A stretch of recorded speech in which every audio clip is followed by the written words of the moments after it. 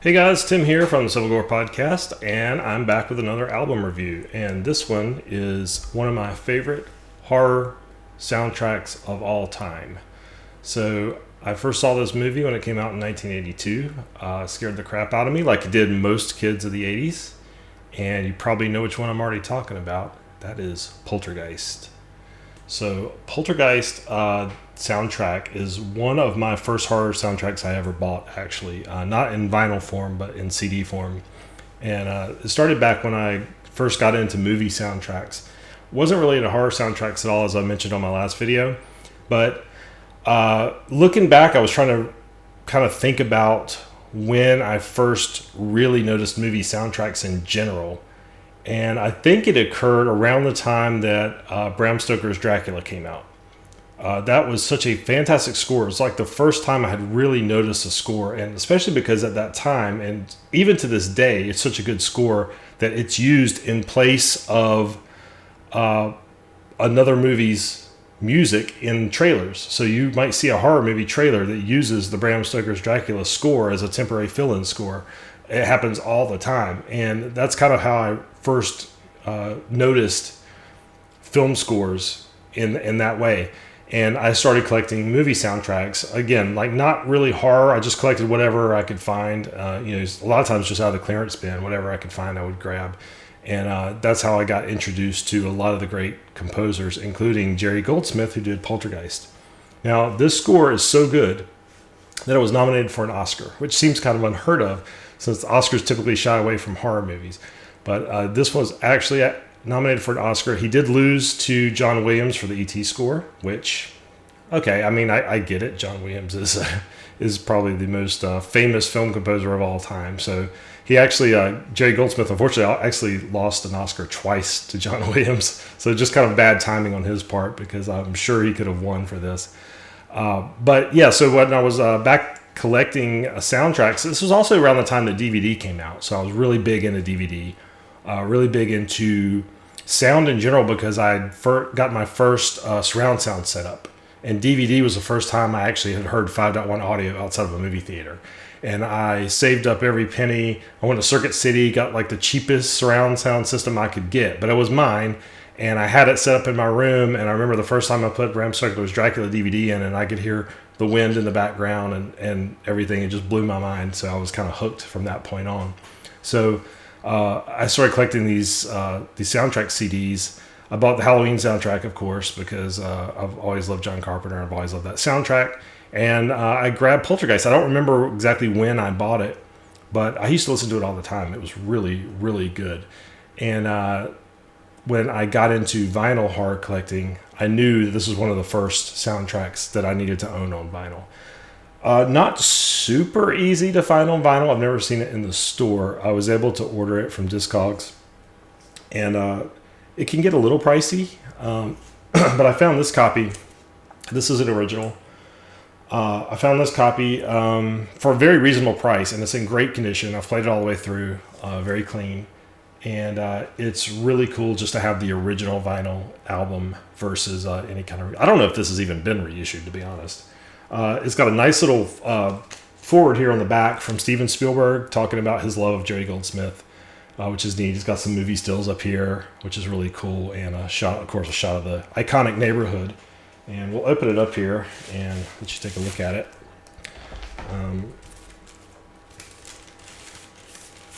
Now, unfortunately, it does not have, and I don't know if it actually came with any kind of liner notes on the sleeve or not. It did not come with any liner notes that I saw, and I don't know if I had the original sleeve or not. This is, of course, my sleeve I put it in, but of course, it's on the MGM label here, Polydor Records.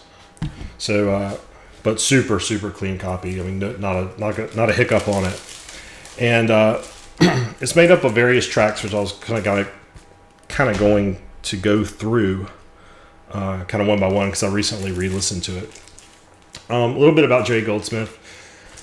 He did Planet of the Apes, The Omen, Star Trek, Twilight Zone the movie, Psycho 2, Gremlins, among many others. I mean, so he's had a ton of horror and sci-fi credit. Known, especially for Planet of the Apes, known for his unconventional composing style, using all kinds of weird instruments and things.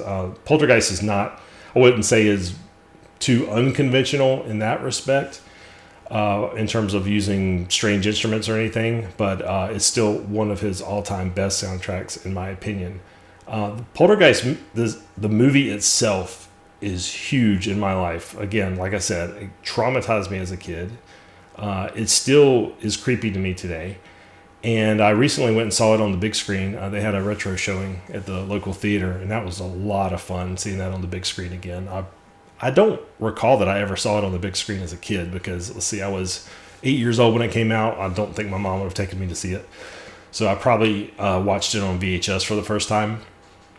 But a great movie, and we talk about it in our Civil Gore episode 192, where we did the entire Poltergeist series, 1, 2, and 3. So if you want to hear my thoughts on Poltergeist and Brian's thoughts on Poltergeist, go listen to episode 192 and then 193 if you want to hear about the sequels. So, fantastic movie. Let's talk about the score. First up, we have the Star Spangled Banner main title. This particular, and the Star Spangled Banner in general does not give me creeps, but the actual composition on this particular soundtrack, it does give me creeps, and that's because it's what plays at the very beginning of the movie when the family's asleep and the TV, I don't know if they even still do this anymore, but the TVs used to, when the cable was signing off the air, they would play the Star Spangled Banner and show all these patriotic images, and then it would go to static. And that's what happens at the start of this movie. So this particular composition of the Star Spangled Banner, which opens up the soundtrack, has always given me kind of creepy vibes.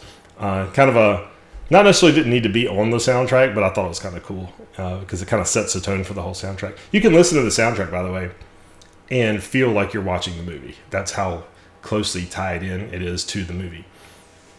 Then we get into the first actual real score, and that track is called The Calling / The Neighborhood.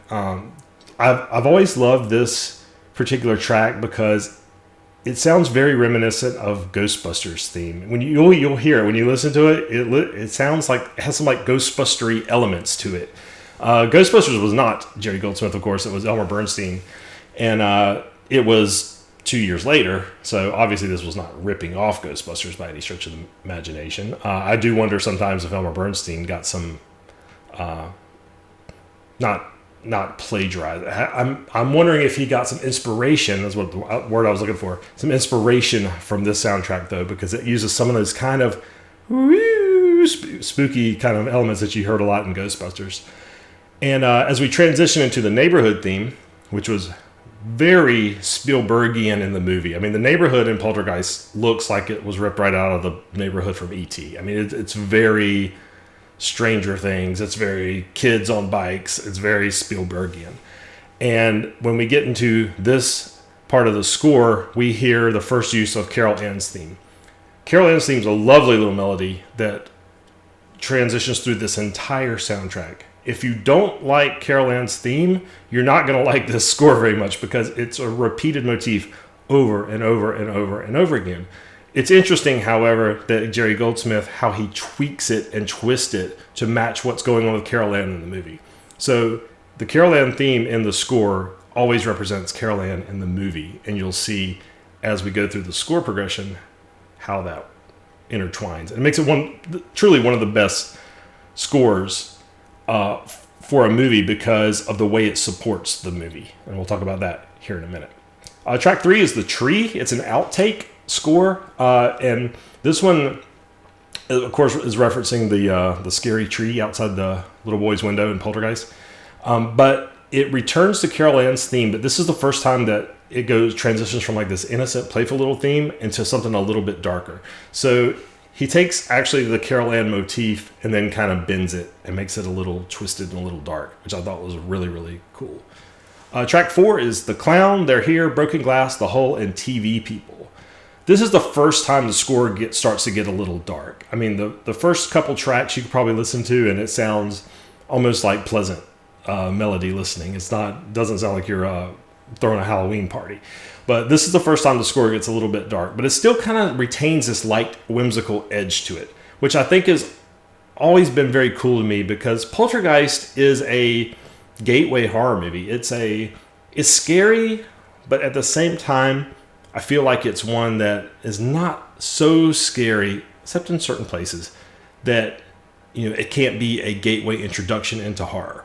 And so I like that the score kind of reflects that. It kind of reflects that Spielberg-esque innocence and playfulness without getting too terribly dark and sinister. So you'll hear that here. The score does get dark, but it still kind of retains some of that playfulness and whimsicality.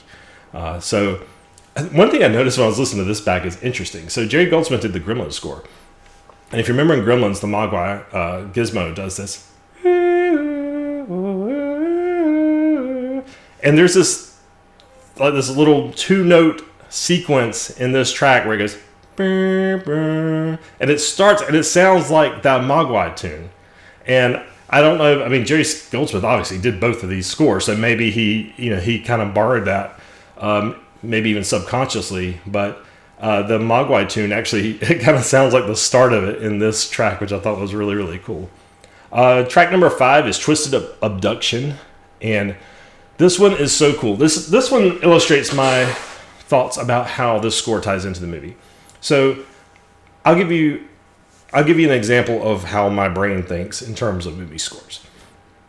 I feel like a soundtrack is serviceable, which is neutral, neither good nor bad, if I can watch an entire movie and not think about the soundtrack. That means it serviced the movie. When I'm done with the movie, I'm done with the soundtrack. It did what it was required to do. It was neither so bad that I noticed it, nor was it so good that I noticed it. So that is what I term a serviceable movie score. Movie scores that are terrible, which you'll see in a lot of the old Italian giallo films and horror films, the score doesn't even match what's going on the screen, or sometimes so bad they're noticeable. And I still love those in a way, just because of the quirkiness. I've got some albums that I'm going to show you in future renditions of this series that kind of illustrate that. But those can be so bad that they're noticeable. And then you have the ones that are so good they're noticeable. The most recent example of that was the movie Prey, which just came out on Hulu, which was the Predator prequel, I guess you could say. And that one is an amazing score. I noticed it. I didn't notice it while I was watching the movie. I noticed it more at the end of the movie when the credits were rolling. I was like, man, this is a really, really good score.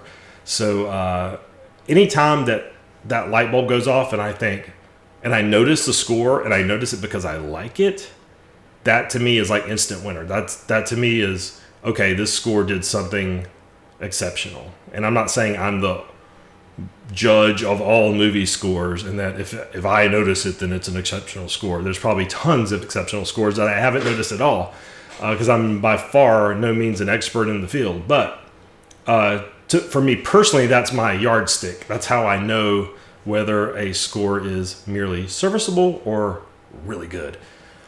In this case, when we're talking about Twisted Abduction, which is the 5th track, Jerry Goldsmith does something really cool. This is about the time when Carol Ann gets abducted in the movie. And there's this real tug of war between the forces of evil, they're trying to take Carol Ann, and the afterlife in general, which is the bright light, which is goodness and positivity, and Carol Ann herself. So you've got all these 3 elements battling it out, and they battle it out in the score. So the score ventures between this really aggressive evil and then also like this wonder of the afterlife kind of choir music. And it's really cool to listen to as it bounces back and forth, and kind of, it's really the struggle between good and evil, but it's played out in musical form, which is neat to hear, and it's neat to see, and it's neat that much thought was put into it, because they could have slapped any normal score on this to reflect the on-screen action and been done with it, but to consciously make sure the music is depicting the same thing that you're seeing on screen is what makes a great film score versus a merely good or serviceable film score, in my opinion. It's when the music, when you could put the soundtrack on, not watch the movie, and know exactly what's going on in the movie. That's really, really cool. And that's what this does in Twisted Abduction. And again, the first use of that little light choir, it's not like over-the-top choir like you hear in a lot of horror soundtracks, but it's this kind of subtle choir music that kind of represents the afterlife. Number 6, Contacting the Other Side.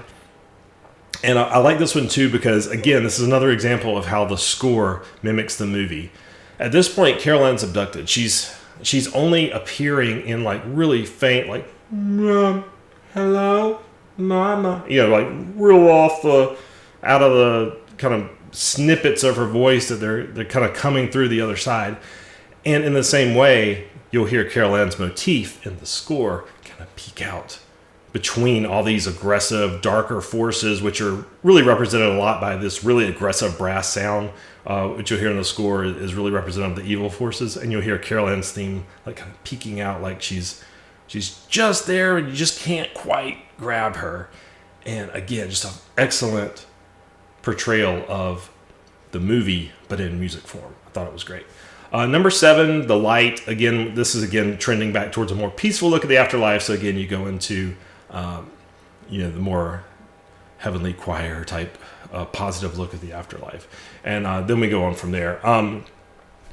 The movie, the score obviously gets more aggressive as the climax of the film proceeds, and you get into the whole where all hell breaks loose in the neighborhood and the house collapses. I mean, the score starts getting really, really, really aggressive, but you keep recurring back to this Carol Ann's theme until you finally get to the end, which is number 13, appropriately for a horror soundtrack.